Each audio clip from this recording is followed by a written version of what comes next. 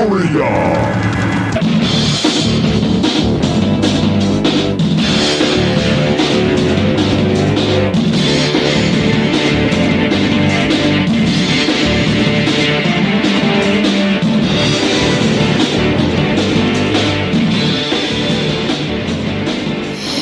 Welcome back, my friends, to the InObscuria podcast, a podcast where we exhume obscure rock and punk and metal, and we put them in one of three categories: the lost, the forgotten, or the should-have-beens. My name is Kevin Eugene Williams. You're very open about that. I'm very proud of that. You got to embrace it. When your middle name is Eugene, you just embrace it. You just go for it. If you don't, it's just not going to be a good life for you. Nah, mine's not exciting like that. And over there, who is that? That is Robert Cordell Harrison. Robert Cordell. It sounds distinguished, doesn't it? It's very distinguished. Like yes. Eugene sounds nerdy, but you're not. Cordell sounds distinguished, but I'm not. My name's Eugene. Eugene. And that's Cordell. Cordell. Very Cordell. You have to talk like this when I say Cordell. Wow. That's my father's name. He wore it better than I did. Well, how have you been, sir? What's been going on with you? Good. What is news that you need to share? That I can share or need to share? Well, we'll take either one. Oh, we had a grown-up photo shoot here Sunday. We won't be posting any photos on the. How do these things page. happen, by the way? Because I just need to know. I'm an old married guy with a family, so I don't really understand how these things happen for you. It's not me. It's the firehouse. I would like to say that it's me, that I'm so cool that people are like, hey, man, we'll do this cool thing with you. And then, oh, no, it's the fact that they want to come do a photo shoot at my house. And so I'm like, oh, really? I don't think I'm interested. And they're like, oh, it's this kind of photo shoot. I'm like, oh, I got some time. You've had several of these. Yeah. It's like I said, we won't be posting photos of them, but I have them in my mind, and they're very clear. Good, high-quality photos in my mind. Forever. Yeah, so forever in your mind. It was just, let's just say it was fun. My yard is private. Thank you very much. I've worked hard to make sure my neighbors are not offended by anything we do over here. And then we also had a 20-person dog and pony show from a film studio. They're going to be filming a movie here in August. Honest to goodness movie, not in quotation marks movie. Let's just give the background, just in case somebody's listening for the first time. If you are, welcome. Yes, welcome. How in the hell did you get here? Yeah, what do you do in your life? You will not get this time back in your life, right? Think about your life choices up till now. So Robert lives in an honest-to-God firehouse. He is not a fireman. No, pyrotechnician. He's a pyrotechnician. Yes. So he lights things on fire, not necessarily puts them out. I'm the reason the fire department has a job. But he does reside in an old firehouse. The old Smyrna firehouse, if you want to look it up. Smyrna firehouse. And you, from time to time, get approached by film companies to do commercials or YouTube, broadcasts, or whatever it is. Weird things up until now. We've done like one scene in a TV show or something that's kind of generic. You wouldn't really know you were here. They dress it up so much. Then we did a commercial with T-Pain and Kingsford Charcoal. And that, you can kind of see my patio a little bit, but did you ever post that? I don't think you did. I don't think I posted it. It came that. out a few weeks ago. I waited a few weeks and then Googled it, and sure enough, it came out. It's like an infomercial, so it's about 8 or 9 minutes long. But yeah, like I said, you can see kind of in the background my house, but it's still, not really featured. And so this particular movie that I'll discuss later, more specifics when it comes out, but they did a scouting meeting 2 or 3 weeks ago just to come by and look at it. And then they came back. And hold on. Yeah. We're in Atlanta. So Atlanta's become a Yollywood is what they call it. What is it called? Yollywood. That's horrible. It's They need a new name. But it's fitting, though. It's the Hollywood of the South. Yes, the Hollywood of the South. So basically, the state of Georgia gives a lot of tax breaks to the movie industry, so they have flocked to Atlanta because we have the international airport here. Yes. And a lot of the movies that you watch, the Marvel movies, the Disney movies, all these big, huge budget movies, a lot of them are made here. Yeah, I've been camping where they shot Black Panther. Towards the end, the big battle scene, we've camped on that property several times. It's funny to look in the background and kind of see the same thing. We call it Wakanda now. So we're going to go camping in Wakanda. Let's go to Wakanda. Yeah. We're totally serious about that. Whatever. But yeah, that's... So I'm sorry. I just wanted to give a little context. Yeah, so the movie industry is really popping. It's amazing. It's brought a lot of jobs to Atlanta. A lot of excitement. And people come and go. You get to see, people that you see in the movies, famous people, just going out to dinner. They haven't announced who's going to be in this particular movie, and I couldn't say anyway if I knew, but it's going to be a pretty big production. I mean, they brought out 20 people. Do you know if this is a Netflix or is No, I haven't asked that Right. Yeah, and I don't really care. You don't know as long what as their the check company cashes, is. that's Okay. all I care about. But I'll ask at some point when the time comes. So they came out and they did a scouting run where they just kind of look at the property, and they came back Tuesday, a couple of weeks later, and informed me they have rewritten the script to actually feature the firehouse, not just as a house. As originally planned, it was just going to be a house, and now it's going to be a firehouse. My creepy 1980s camper that's been to Burning Man several times that normally is in the driveway. When I have events, that disappears somewhere else. I don't want that to be seen, basically. And so they came back and they're like, oh, where's the camper? I'm like, oh, well, I kind of got it out of here. I thought you didn't want to see it. They're like, no. We wrote that into the script as well. So this methy-looking 80s camper that has linoleum floors and mauve countertops and it's quite dusty is now going to be part of the movie. Think Breaking Bad. Yeah, right? Exactly. That's what I sometimes refer to it as, the Breaking Bad camper. It looks just like that. So then, in addition to that, they have written in a character loosely based on me that lives in the camper but inherited this firehouse from a rich relative, which that's not true. However, your fault here is Yes. that you settled on a lump sum payment Yes. versus going for residuals because it's based on your character. Right. So we negotiated a price ahead of time, and then all of a sudden they come back and go, oh, yeah, we rewrote the script to feature this, and this. And I'm going, oh, I see how you work there. So I'm kind of flattered, but also pissed. I could have held out for some more money, but it is what it is. So we'll get my foot in the door, and maybe I'll get it to be an extra somewhere in the party scenes. Do you think you or your friend Bobby J may make an appearance? Maybe, in this film? yes. Yeah. So I'm pushing hard for him to. He's not union. I need to get him signed up in the I don't think he's actors union material. He does what he's told sometimes. Yeah. We need to have him on at some point. We could invite him. He lives out in Conyers, but he could take a bus or two out to get here. Yeah, we should have I don't know if Bobby he- I don't know J if he on. drives It's about anymore. time for us to have another co-host, a third. Yeah, we haven't had a guest in a while. We've got new microphones and new headphones. We do. We need to brag about that just a minute. Our headphones say InObscuria on the headphones. Talk about upscale. Mm-hmm. I mean, high class. I mean, you just can't get any more professional than we are. I'm sorry. No, you can't. You're not going to touch us. I mean, we professionals. oh, sorry. Professionals do that, don't they? I'm pretty sure. Yeah, it happens. I'm pretty sure everyone we can does. We can edit that out. It doesn't matter. So Yeah, where are we going to wear these headphones? Where are we going to do that? Oh, We're all dressed I up. believe Where are you're we going to go? I believe you're talking about. And that's called a segue. That is, and what's it called? Oh yeah. This August will rock as Rockin' Pod returns to Nashville. This annual convention brings together rock artists, fans, and podcasters for an unforgettable rock experience. Meet Billy Sheehan, Ron Keel, Ricky Rachtman, Mark Goodman, Matt Pinfield, Don Jameson of That Metal Show, drum legends Carmine Appice and Vinny Appice, along with current and former members of Winger, LA Guns, Accept, Roxy Blue, and more. Panels, signing sessions, and vinyl and memorabilia vendors, all available to you at Rockin' Pod. Music podcasters from all over North America will be appearing on site for live interviews, networking, and speaking sessions. Got a music podcast? Register and join us. Rockin' Pod Weekend kicks off with a pre-party concert featuring former Tesla guitarist Tommy Skio and his new band Resist and Bite. Plus, Ron Keel Acoustic, Rock United, and a rare hair set featuring many surprise guests. Rockin' Pod Weekend, August 6th through the 8th in Nashville, Tennessee. Tickets, VIP, podcaster registration, and discounted hotel rooms are available now at rockandpod.com.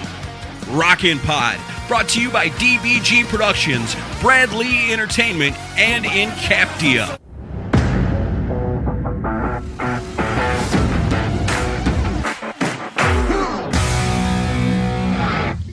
My name's Eugene. You button the shirt all the way to the top, and you can pull I have it a off. belt buckle. Maybe I You should have wear a my belt buckle to Rockin' Pod. Oh, yeah. You got a WWE or a WWF? No, it just says Eugene on Oh, it. really? Yeah. Like the city in Oregon? My name, bitch. Eugene's my name, bitch. So tough. So much street cred with that. True story, when I was a kid, I thought, what if I just take the U off and then I could just be Gene, just like Gene Simmons. How'd that work out for you? Yeah, I never did that. It'd be E-Gene if you took the U off. Well, the U sound, sorry, the EU. E-Gene! E-Gene. No. Okay. So anyway, come to Nashville. Come hang out with us. It is getting very close to this Nashville Nashville Less than a month. invasion that we are going to do. How many weeks? Few. I think 3. That's mathematically 3 weeks. correct. Oh my God, 3 weeks. Oh, Now, getting by the time jitters this now. comes out, it'll be 2 weeks. 2 weeks. Oh my God. my God. So, people, you got to get your tickets. You got to come out. Come down to Nashville, up to Nashville, wherever you're from. Over in Nashville. Yonder.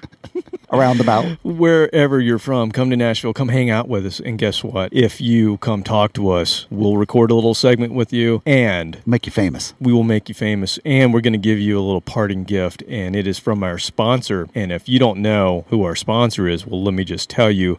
All the kids go for my mom's sandwiches, and so does Dad, especially the deviled ham ones. Underwood deviled ham. My mom Underwood makes great deviled sandwiches. ham. This one's deviled ham. Underwood deviled ham. I say it twice. My mom always Underwood gives me deviled meat sandwiches ham. to keep me going.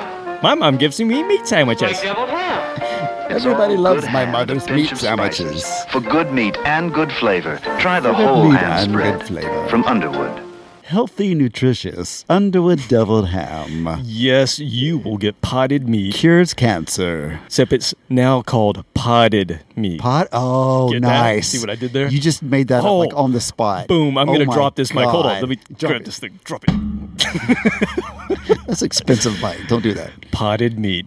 Damn. InObscuria podcast. We totally knew that all along. Like that was from the very beginning. That's what we meant with this. Yes. That's how we do. I mentioned we were professionals, didn't Yes. I? Yes. Well, there you go. If you can say Underwood deviled ham. Underwood Deviled ham.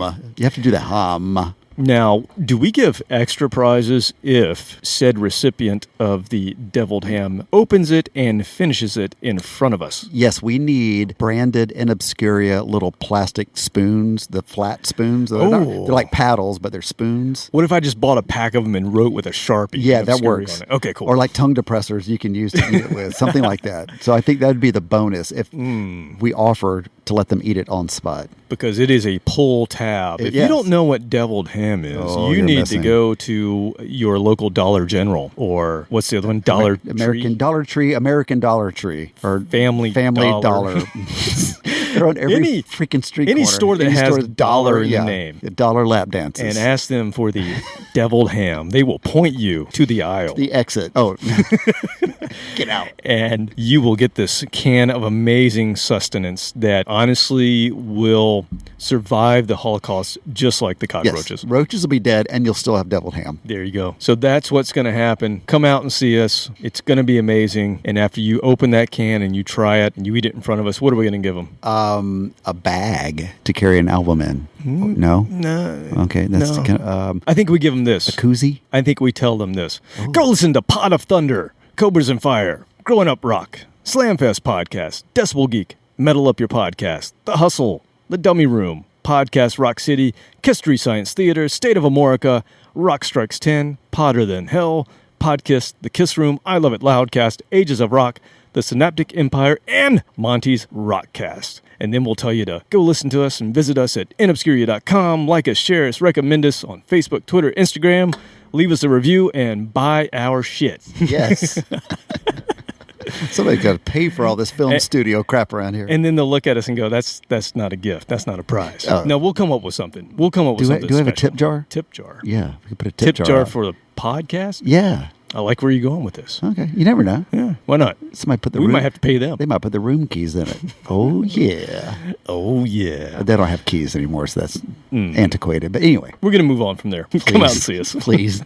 Okay, so last week we had a very cool episode with the 80s heavy metal. Yes. Listening to the mixtape, and it just took me back. That was cool. And also, it made me want to explore some things like videos and things that I hadn't watched in a while, because I have a ton of DVDs and still have some VCR tapes of bands from that era. And I also stumbled upon a couple of music documentaries that I haven't watched in a while that I've talked about before. The first one was a band called Death. And we talked about a band called Death in way back in episode 3. And this is a great documentary. It's about a band that basically had these amazing songs, recorded them, and they never got released until 30 years later when they suddenly came out. And I actually got to see this band. Just a great story. So go watch a band called Death if you like proto metal, proto-punk, the stuff that influenced or could have influenced the Ramones. How about Last Days Here? That's another one I watched, and that is about a band called Pentagram, who we talked about in episode 32, and it's the same thing. Pentagram were another band that coulda, shoulda, woulda, but never did. And I mean, that name alone should have propelled them to stardom. I mean, obviously, they were kind of a Sabbath, doomy kind of band, but they were amazing. They had all these recordings, but they never got released until the 2000s. That they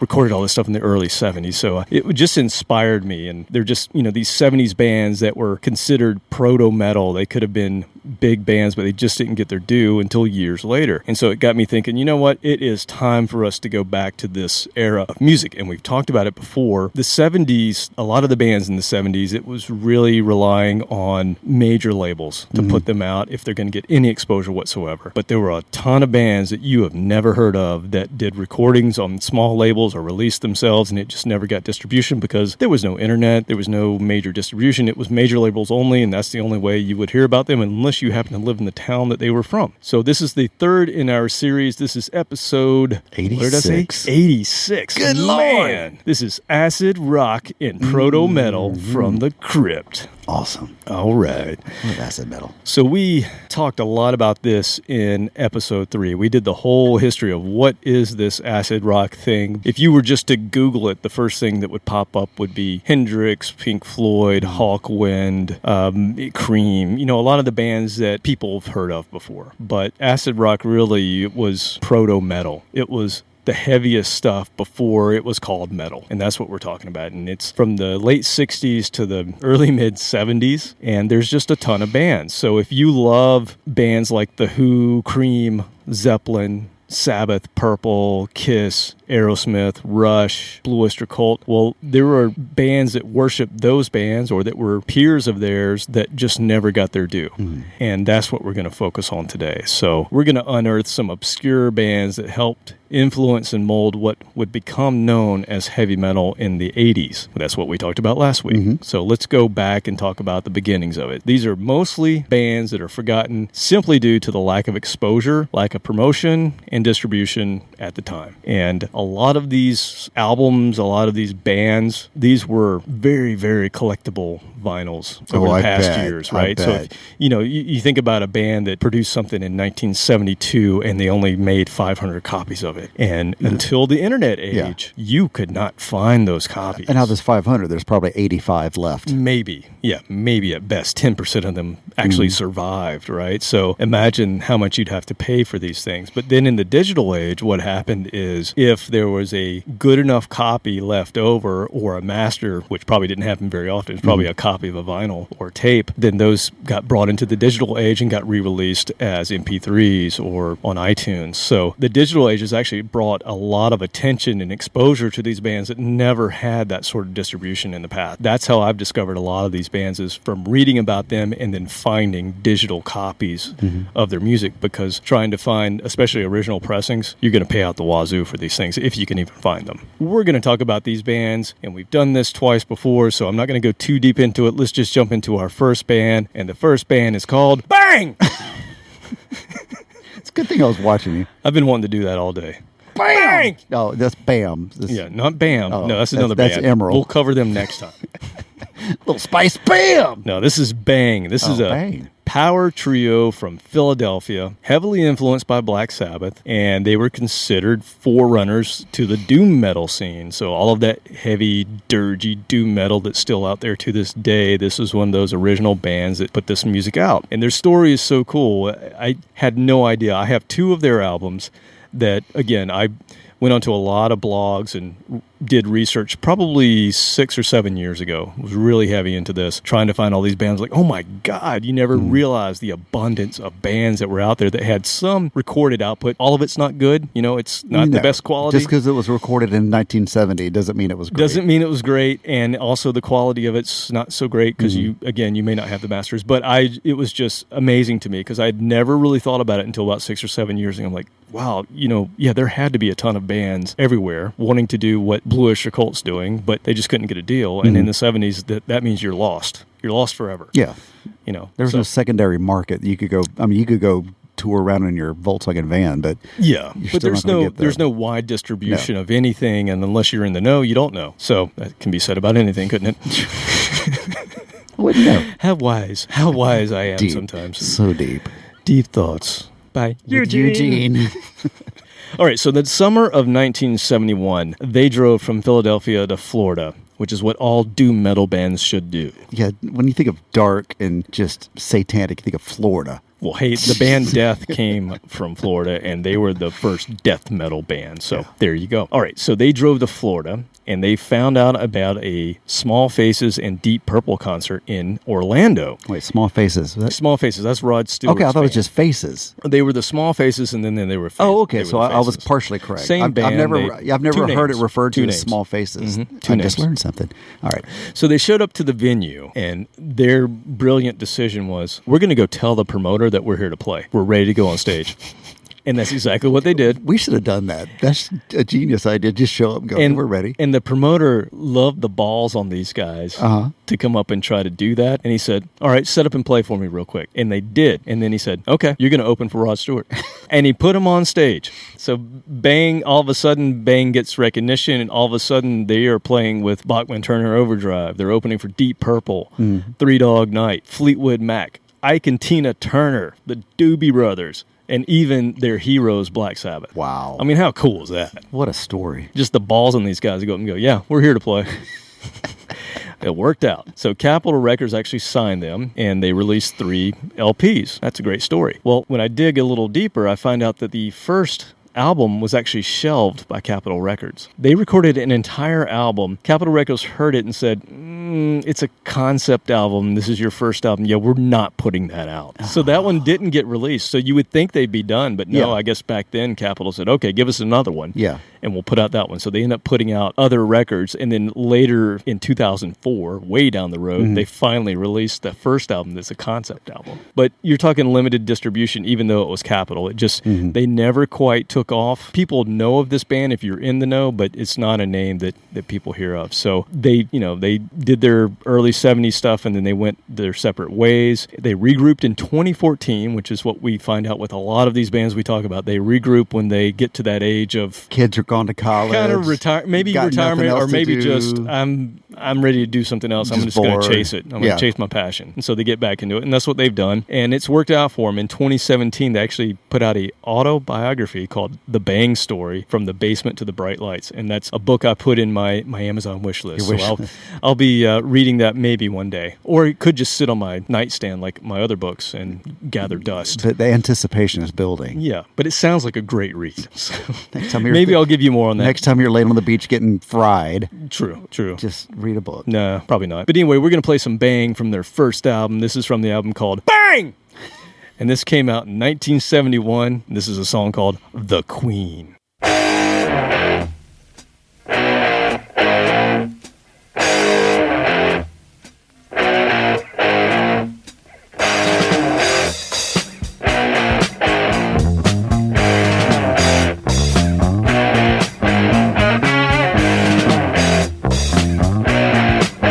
Yesterday she ran her house, milking bashful buyers. When money increased her waiting hand, she catered strange desires. Her splendid, easy women would gladly grace your side beneath their creamy ecstasy, revealing scars they hide.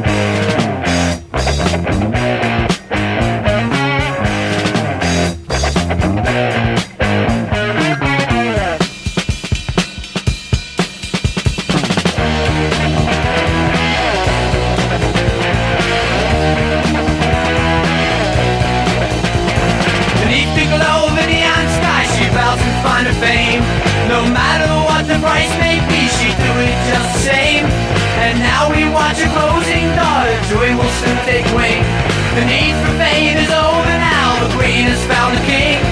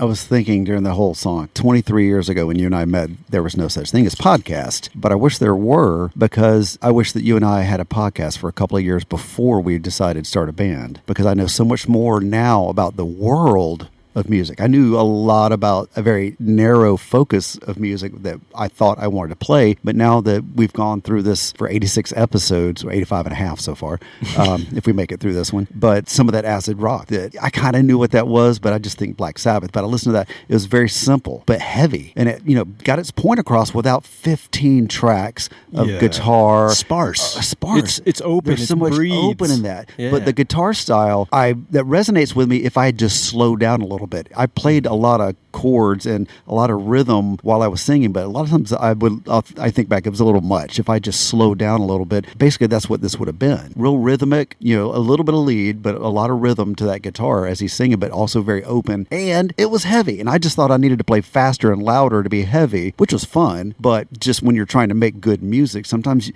just need to slow it down a little bit and it makes it heavy. Yeah, these are the things, I don't know, they knew back then because it was all new. So rock and roll was simpler, not simple from a technical perspective, right, although it kind of was, but simpler from a this is how you write a song perspective, right, versus as the recording process, as technology increased and you could do so much more with recording, once you start adding everything in the kitchen sink into it, and every band's doing that. Some bands do it brilliantly. Mm-hmm. I'm thinking of Marillion and bands like that, especially the prog bands, they do it brilliantly, but so many bands do it. There are a lot of other horribly. Exactly. There are a lot of bands that don't need to do it. Yeah. You don't need 5 layers of guitar to make it sound big. That was one guitar. Yep. Maybe 2. Maybe there was another. Maybe there was a rhythm guy. Yeah, maybe there's just a separate track, maybe, but that's it. And it was pan left and right. Yep. Like, how many effects was on that? None. Yeah, that was the amp. That was the amp.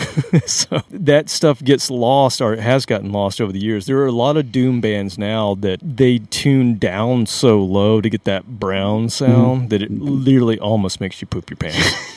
Like, let's not play that. Yeah, there's a lot of Doom music that it's indiscernible. stand to come back a little bit. Indiscernible music. It's noise. It's white noise. Just dial it's it gotten back a so little bit. heavy. Yeah, white noise. That's a good way of it's saying just it. white noise. They're filling every piece, every moment, every second with sound, whereas if you just let it breathe, it actually comes across heavier. Yeah, exactly. And that's what I keep wanting to yell through the radio when I'm forced to listen to terrestrial radio, and they go, here's a new band. And it's god awful because it's a wall of sound, but bad sound. Yeah. Not Ronnie and Ronette's wall of sound. It's just, what's it? Phil Spector. That's what. Spector, yeah. Phil Spector wall of sound. It's just, God, way too much. Every second of that song has got way too much in it. So that's what stood out to me was the dynamics of that song. How airy it was, but how heavy at the same time. It's cool to be able to do that. That's not easy. Yeah, and it sounds like a band whose autobiography will be called From the Basement to the Bright Lights. I mean, it sounds like a garage band. It totally does. And God bless them, man. I'm glad they put out the albums. I'm glad I was able to discover it so much later. Mm-hmm. And here's another one. Here's an English heavy rock trio from the early 70s. They only released one album called The Hundredweight. And the name of this band is CWT. Or it could be Quit. I don't know. Quat.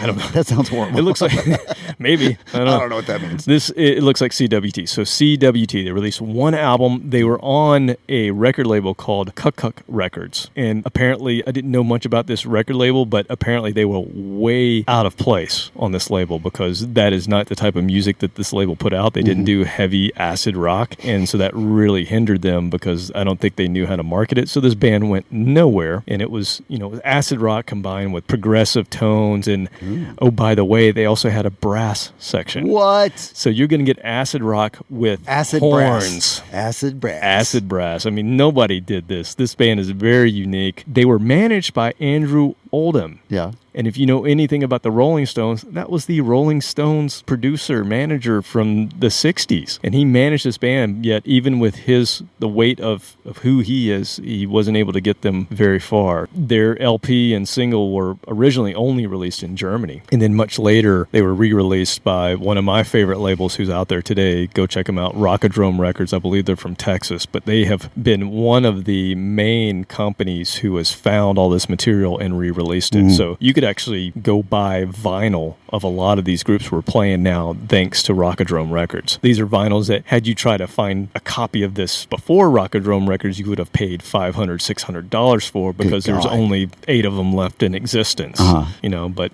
so that's kind of the cool thing that's happening now is this whole resurgence and you're able to find some of this stuff. But I'm going to play a CWT song called Widow Woman. So check out the brass with the acid rock.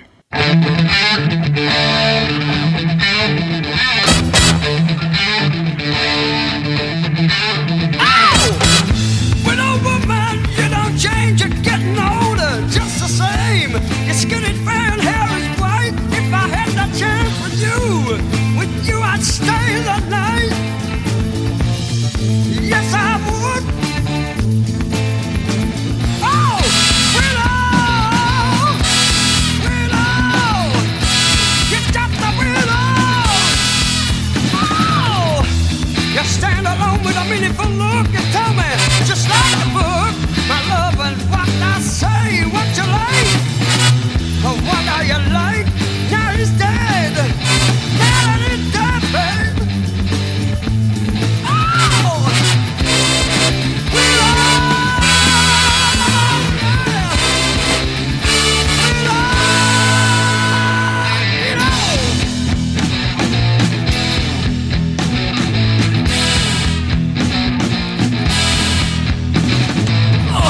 widow woman dressed in black, I see if you're ever coming back, babe. Are you ever coming back? You try to tell me what is right and what is wrong, but you see for yourself, babe, now he's gone. Widow, yeah. Widow, you're just a widow woman.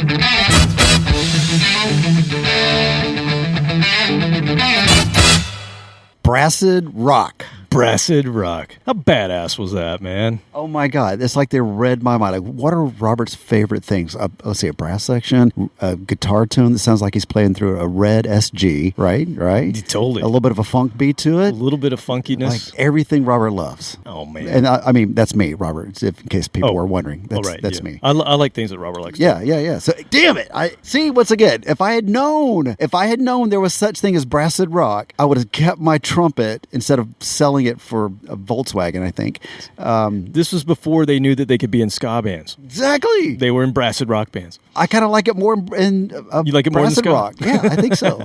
I love it, man. I think it's cool. Nobody tried this. It's like Three Dog Night with a heavy guitar and brass section. The guy singing kind of that. Maybe that's the wrong band. Joy to the World. Yeah, that's Three Dog Night. Okay, yeah. I was hearing more like the first version of Deep Purple, Mark 1, with the original singer. Yeah, before Smoke on the Water. Yeah, before Ian Gillan took over. But yeah. I was hearing that, and then the obvious one is Chicago. Oh, right? yeah. Chicago, when Chicago wanted to be heavy, they could. And that is kind of what they sounded like, but they didn't have that dark, Sabbath tone. Half a step off that. Yeah. Yeah, they could be heavy, but not that heavy. I mean, I love some old Chicago. Yeah. I mean, It's gotta be old. That guitarist was amazing. Peter Cetera, definitely. Peter Cetera was always in the band. Well, I mean, before he did all the before he took over everything. Yeah, I meant pre-vocals. Well, was he always in the band? I didn't know that. I thought he came in. He's a bass player, no. Oh, he just took over like kind of a Genesis type situation. Well, they always shared vocals. They had several but singers. he was never like the sappy power ballad 80s stuff. Yeah, he took front and center in the 80s. Yeah,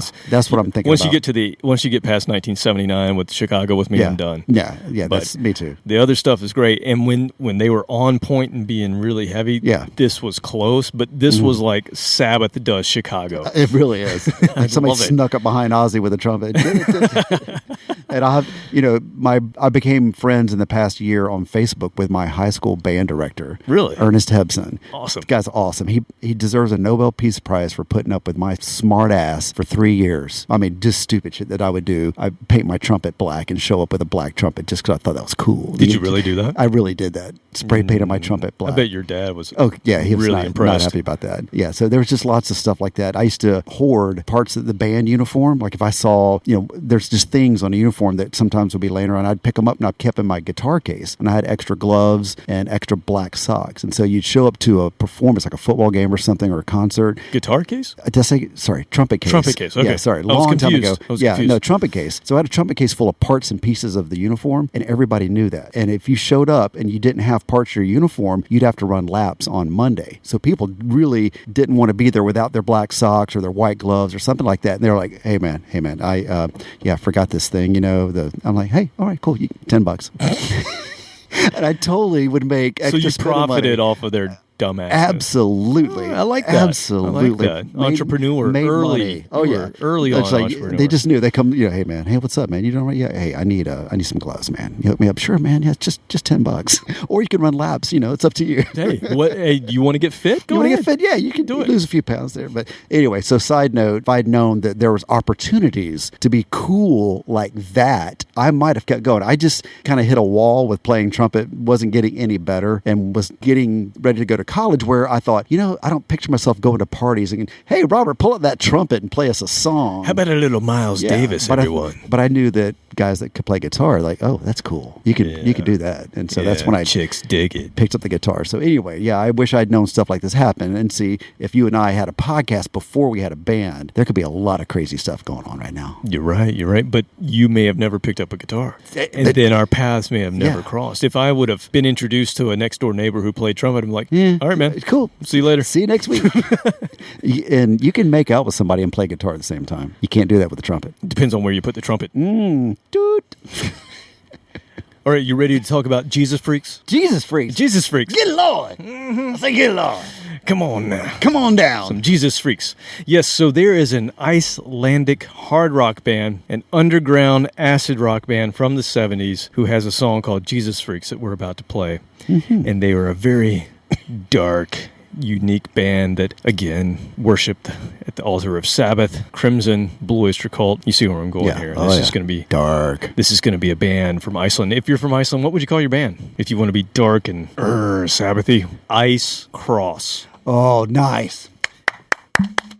Well Yes. done. Well done. Well Yes. done, sirs. I salute you and applaud you, sir. That is the best proto-metal Best. band name of all time. Ice. And you should Cross. look up and see their logo, and they got like the skeleton on it. Icecross. Christopher Cross was always taken, so. Yeah. Well, that was their first name, and then they cease and desist came their way. But Sailing, take me away. Hey, come So, on. I love me some Christopher check Cross. out this song. So their guitar sounds were played through Leslie speakers. You know what that Ooh, is? yes, the So a lot of organ, if you listen to Hammond organ players like John Lord from Deep Purple, use the Leslie a lot. So you get that kind of It's an actual speaker that wobbling. rotates. The speaker that rotates, in the faster and slower it goes, it makes different sounds, and that's how that Hammond organ has that amazing sound. There's a foot pedal that you can speed it up and slow it down. Yeah, when we have Brandon on in the year 2012. yeah, whatever it is, 2012. Yeah, 2012.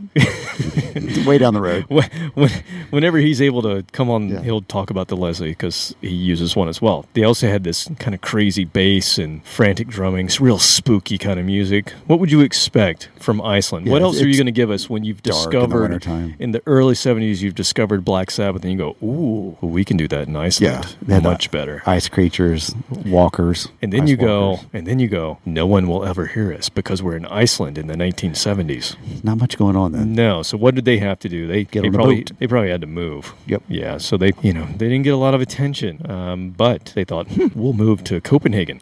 We'll go to Denmark. Not far enough. And we'll live in a hippie commune, and that's what they did. Yeah, They probably fun. moved to Denmark, lived in a hippie commune. They got noticed, and they put out an album, and we're still talking about it today. So this is another one of those crazy records that was hard to find, and since has gotten re-released. The very first pressing was only 1,000 copies. So I looked up just to see how much would an original copy of Icecross, how much would it cost? $760. Well, I found out there are only 7 original okay. copies that we know of. $960. No. Without going over? It was listed on Discogs for $1,477 for a single album. From this $500 band. short. Yeah. Wow. So they re-released it in 2013. So I'll go for one of those. Okay, that's on your wish list?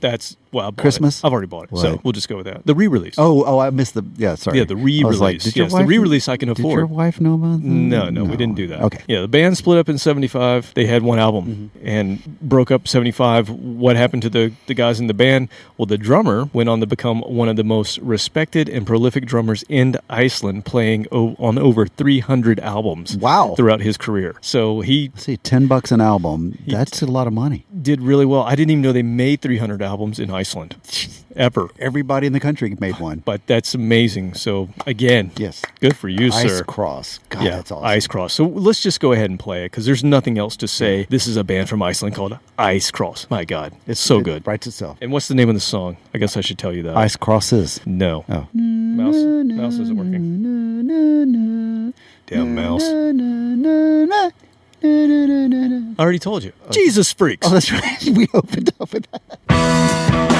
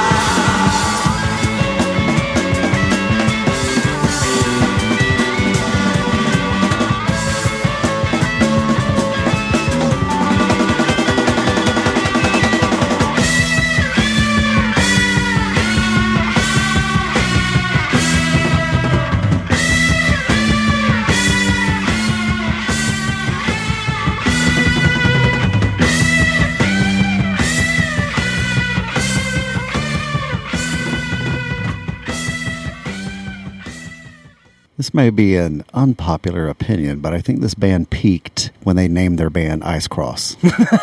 And then that was it. They kind of shot their load right there. So not your thing. Well, I mean, it's cool, but I was on the fence trying the entire song, trying to decide if the drumming was really cool or annoying. Because, good God, frantic, dude, settle down, Beavis. But yeah, it was like if it was that one song, but if their album sounds like that, I think. No, it's the whole album. As the guitarist, I would turn around and kick the shit out of its drums. So yeah, that's just very Keith Moon. Yeah, Keith Moon did the same thing. Yeah, but even not that much though. There were times when he would kind of lay back, but I don't know. It's the lyrics were.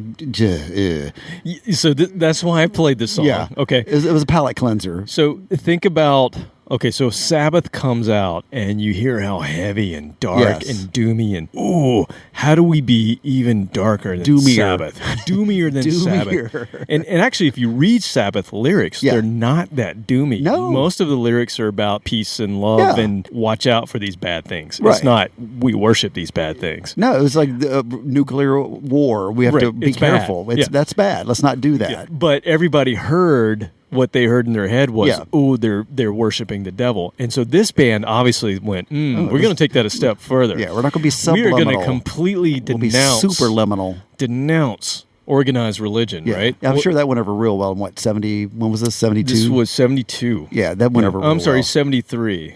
We had progressed so far. So the reason I played this is because I found this, when I was doing my research, I found this, and I'm just going to read it for you. It says, by far, the most ironic fate is that bassist Omar Oscarson, in an apparent reversal of the Jesus Freaks lyrical stance, joined the band in his local church, which he now plays in. The guitarist now writes children's music in Iceland. So yeah, it's all the things that, I mean, my father was a Baptist minister. Believe me, I heard it all when it came to the evils of rock and roll. I was shown movies how bad for you watching Queen is because he wears spandex and leotards, and just from what I can remember, like the horrible arguments they were making. Yeah, they weren't even focusing on the things that he really did that were bad, but just like the fact that he wore a unitard, and he, at the time he looked like a rock star. I don't exactly look good in that, so I never wore that on stage, but he looked like. But if you come to Rock and Pod, Robert will be wearing a full leotard spandex just suit. For you, just for our listeners. If you come request that, I'll go back to the room and change. You eat potted meat, you'll see Robert in spandex. I'll have it on under my clothes. Let's just put it that way. There you go. It'll be ready to go. So yeah, all the hoopla over the evilness and everything that, I remember Crazy Train, like that's not Sabbath, but still Crazy Train, that it's Ozzy Osbourne. He's evil. Learn how to love and not how to hate. Oh my God, that's so horrible. You can't listen to that song that's telling you everything to learn how was to love taken out of context and not how to hate. Yeah. And it was years later before I kind of realized, I actually listened to the lyrics and went, oh my God, really? This is the silliest thing to be upset about. Well, think about the cover to Sabbath Volume 4, right? It looks so evil. It's just black. It says Black Sabbath up and across the left and top. And then it's got this like picture of Ozzy in yellow. It's just like this negative image. But what is he doing? He's holding up peace signs. Peace signs. Can't preach that. That is so heavy. Nope. It doesn't work that way. Yeah. So the Icecross album is interesting. It's not one I go back to often, but it's interesting. Okay, I'll take your word for it. I thought it was just funny that they were so trying to be so anti-religion and establishment, and where are they now? He plays in a church now. Yeah. So they were 1920 in a hippie commune. What are you gonna do? Not 1920. They were 19 or 20. Oh, years I was gonna say I don't think they're that far back. 1973 was when that came out. Nothing wrong with being 19 or 20 and living in a hippie commune. I can tell you that sounds like at this point in time when life gets kind of wacky and crazy and stressed out. You're like, yeah, I could see living in a hippie commune. I mean, I've hung out with hippies enough where it's certain appealing to that. Well, I know you're going to like this next band. They are a German heavy rock trio from Frankfurt. They were formed in 1969. They were influenced by Hawkwind. Nice. So Lemmy, which you love. And I don't know if you remember, but they're also influenced by Sabbath. All these bands are influenced by Sabbath. That's kind of the catch here. And then the other band that they were really into, the Edgar Broughton Band. Oh, yeah. I got all there. You remember? No. You don't remember? No. Okay. Let me just remind you. Was it last week? Please don't say last week. No, it wasn't. It wasn't. The very first Wild Card episode, nobody wanted to pick from the 60s. And then finally you did. And we heard the Edgar Broughton Band, and you and Jeremy almost fell out of your chairs puking because the song was so horrible. Oh my God! Yes, I always thought it was the Edgar Winter. No, it's the Edgar Broughton Band. Yes. So this is a band influenced by this band. So you're gonna love this. Bless their hearts. They released 2 albums in 72 and 74. They played in Germany with Deep Purple, the Scorpions, UFO, and that's about as much as I found on them. Other than they basically have been a band with some of the same members in like 4 or 5 different bands. So they just have changed their name over the years and their sound a little bit. But the version that we're going to be talking about is a band called Tiger B. Smith. One of the best acid rock names I've ever heard. And the name of the album is Tiger Rock. Yeah? Yeah. You want to hear this, right? And the name of the song I'm going to play, that's the title track. This is Tiger Rock. Here you go. Tiger B. Smith, Tiger Rock.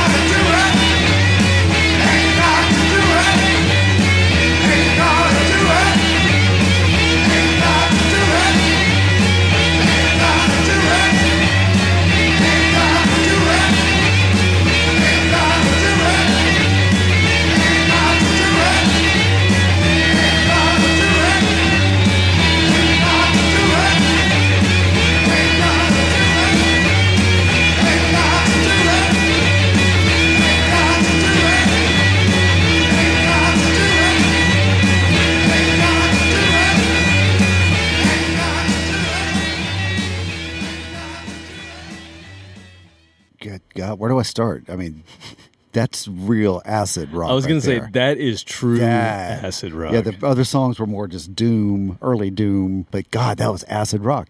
True and simple. The drums were kind of like the previous song where they're almost too much, but this one they would get back into the groove and then go to that frantic. Yeah, there drum was a beat. groove and then there was a freak out. Yeah, area. and then the that really high pitched guitar lead that was in unison. It reminded me of some of the harmonica solos from Ozzy. Oh, his bad harmonica playing. Yeah, you're right. And then kind of Queens of the Stone Age. Dun, dun, dun, dun, dun, dun, dun, So I was gonna ask you if you thought the guys in Wolf Mother have ever heard of this band. yeah, okay. I thought of Queens of the Stone Age, but Wolf Mother, same thing. I mean, this is a lot better than the 1972 is Yeah. when this came out. So you can play this anytime. The Edwin McCain stuff, whatever that band was. Edgar Broughton. Edgar Brock, yeah, whatever that is. Just don't play that anymore. But that was good. That was weird. I know. but I had you good. worried. I know. Yeah, I could was see it like, on your face. You're like, oh God. no. But no, that No, would this- be fun to listen to and see if it really is acid rock. I mean, This I have band to rocks. plan ahead for that and take a night off. But we could do that. I think you should. I think you should put it to the test. It's got that drony ending, so very acid rock. Yeah. Just keep going. Just keep going. Very You Hawkwind should at make the me a end. playlist next time we have fun like that. Okay. Tiger B. Smith and Hawkwind. Okay. That's all you need. All right, we're going to move on. And actually, this band, you're going to need this band as well. The one we're about to talk about. Bands that Robert hates. I like this episode. No. I'm saying this needs to go in the mix for your acid rock Oh, experiment. okay. Oh, okay. Good. Yeah, this I is like that another. then. This band, I'll just preface it like this: it was really hard to find a song to play because most of their songs are really long. Oh, like 10, 12 minutes yeah, long. Yeah, exactly. Well, once again, when This you're is a true acid when you rock have band. the night off and you have scheduled activities to do and you're just sitting around doing things, then yeah, that's All right, so That's this good. this next band, they are a band from Kansas City, formed sometime in their early 70s. They don't really know, and they don't know what year it was either. they recorded a whole bunch of music sometimes in the 70s. They don't really know, and Kind of like Alice Cooper's Blacked Out Time, where yeah, exactly. This is blackout period. Their entire career has been blackout period. they kind of realize there's a record on the coffee table and it has their name on it. They're like, oh, They had all this okay. great music, and these guys were just in their parents' basement, and it didn't really see the light of day. They finally got around to doing something with it in the 1990s. Yeah. So they recorded. Don't rush it. Don't rush it. We'll get it out sometime, man. Sounds good, man. Sounds so good. We're gonna get it. Yeah, gonna be let's great. just We're gonna jam. tour. Let's just jam.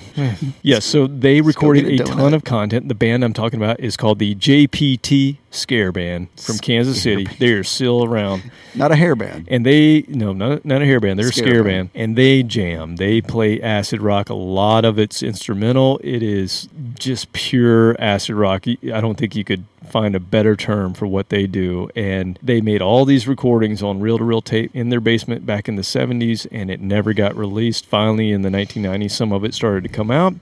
And Classic Rock Magazine declared this band one of the lost pioneers of proto metal and all that is heavy. So they still are around. They still record from time to time and release things. A lot of the stuff that's come out, they don't really have dates on them. So you don't really know when it was recorded. Sometime in the 70s.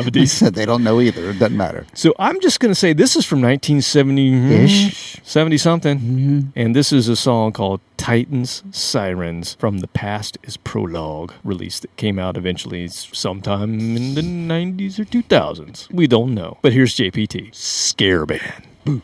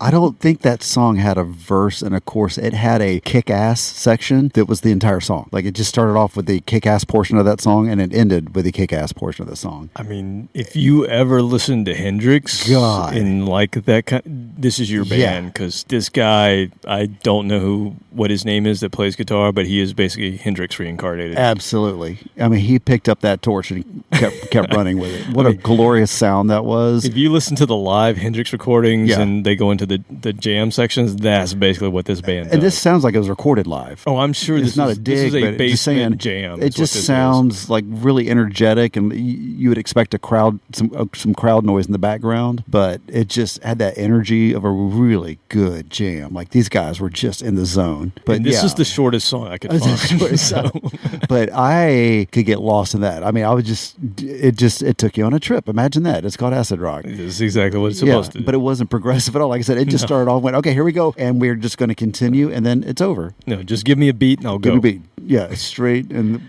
that I always fall back to that with Motorhead, how they start off punching you in the face and keep punching you in the face the entire song. They don't let up. Well, it's very Hawkwind too. So Hawkwind I always expected Hawkwind to be more progressive in the sense that they'd have like lots of different sections, but most of their songs are pretty much in this form where you find this groove and you just stay in it the whole time and you just build upon it. So it's that's awesome. Very much space rock too, which is what Hawkwind is. So this is space acid rock. I can't believe I get paid so much to just sit here and listen to good music. Mm-hmm. Yeah. How's that check looking? Bounced.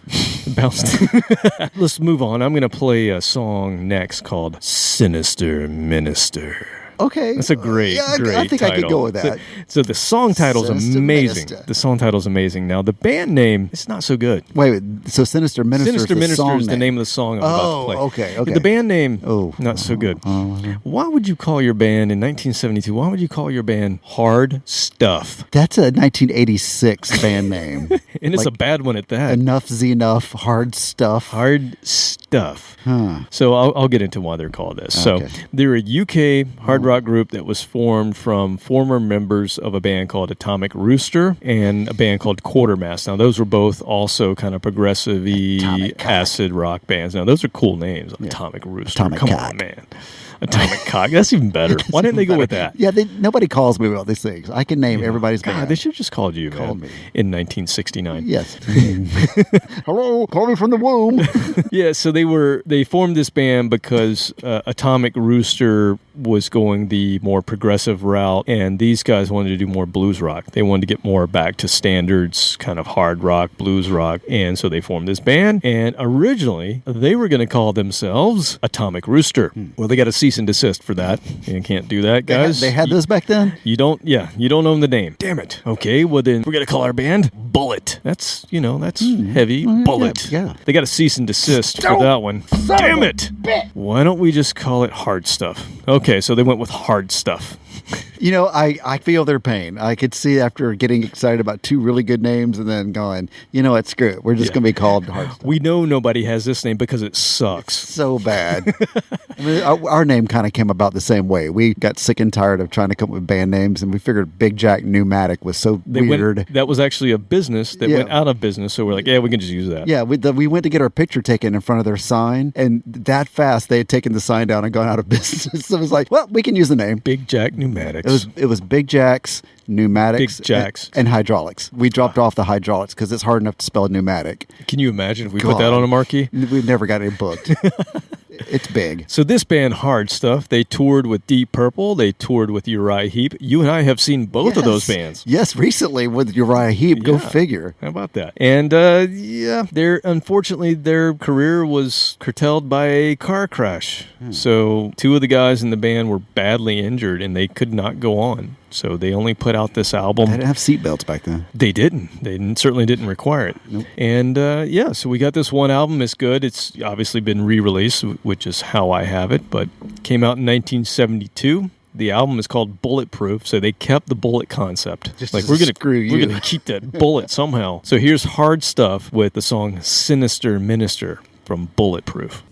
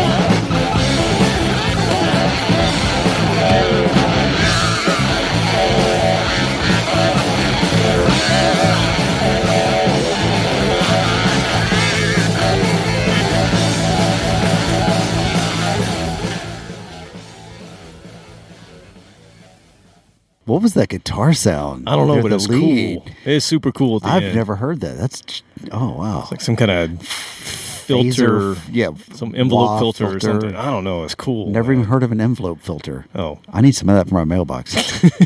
That was less acidic than previous examples. It was more on the poppy side. It was, but acid top. yeah, with the guitar gave it that acid feel. Right. The vocals, everything else, the drum beat was more kind of standard rock for the time. So yeah, that was more listenable for some people, but it didn't have that edgy feel that the previous song. Yeah, it wasn't as out there, but it was definitely the guitar is what gives it that acid rock Yeah, feel. And fuzzy. to me, it's like early ZZ Top, but like more acidic. Yeah, but it's got a little bit of that pop sensibility. Which I like. That's good stuff. balance, yeah. I dig them. All right, final band, best name of the night of a group. You can top Icecross? I can top Icecross. Oh, really? Hang on, let me have a drink before we do that. In 1974, this is before another band who has the same word in the beginning of their name. In 1974, there's a band who was playing gigs with Sabbath, Pink Fairies, Juicy Lucy, and others from that time that were in this acid rock, heavy proto metal thing. And this is a band called Iron Claw. You can't get heavier than That's Iron pretty heavy. Claw. The Verve Tart is not quite as heavy, but that was taken. So The Iron Claw. Iron Claw. They are considered the very first Sabbath tribute band. They're a Scottish band, and when they were playing gigs around the UK, they had their material, but they would also, in the middle of their set, they would play the entire first Sabbath album as tribute to this music that great they idea love. to bring people out to the clubs. Take something they already like. Start with a song that they wrote, and then Yeah. all of a sudden they go into the entire Black Sabbath album. And, somebody who's just casually heard Having that, that's new music at the time, by the way. it's fresh. And like, oh, these guys they're good. Yeah. Is that Ozzy? I don't know what he looks like. Yeah, so they recorded at various times throughout the 70s, so they were around from 1970 to 1974 and never released anything. But they recorded all this material, they toured a lot, people knew their name, but it never got released. And then our good friends at Rockadrome Records in 2009 finally compiled all of these recordings and was put nice it of out. them. And the name of this song, that's as much as I have on this band, so I'm not going to tell you anything else about them. But the name of this song, I mean, you cannot get a better name for a song from a band called Iron Claw, but Claustrophobia. This is dangerously close to Spinal Tap. Well, let's Really just close. listen and find out. Okay.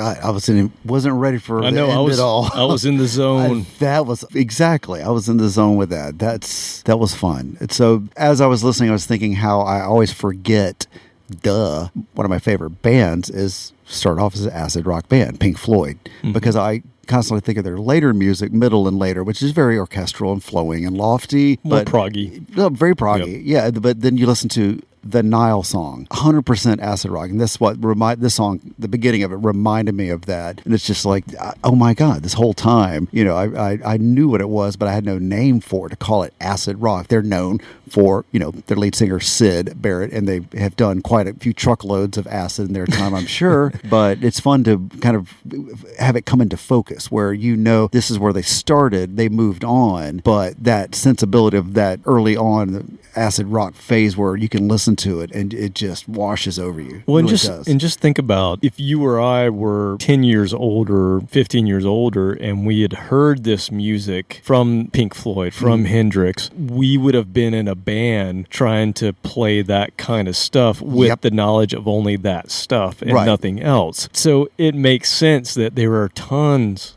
and tons of recordings out there of groups trying to do that type of stuff that just never got out there. Because Pink Floyd 67, 68, Hendrix 69, and then so by 70, all these bands start popping up, and it makes perfect sense. Every stoner kid in every American town, everywhere, as well as probably across the world, obviously even in Iceland. And the fact that a lot of these songs, we talked about how simple they were, guitar, bass, drums. And so that enabled a lot more people to be able to pull that off versus the later sounds with Pink Floyd, which they had all kinds of amazing equipment. So I'm glad you brought that up because I was just looking at the bands we played today, and I think all but one, which is Iron Claw, who we just played, I think they are all trios. They are all power trios. So everybody go, hey, you got a bass? Yeah. You got drums? Okay, go get some drums and then learn how to play, and we're going to be that band. Somebody sing. Yeah. It doesn't matter who.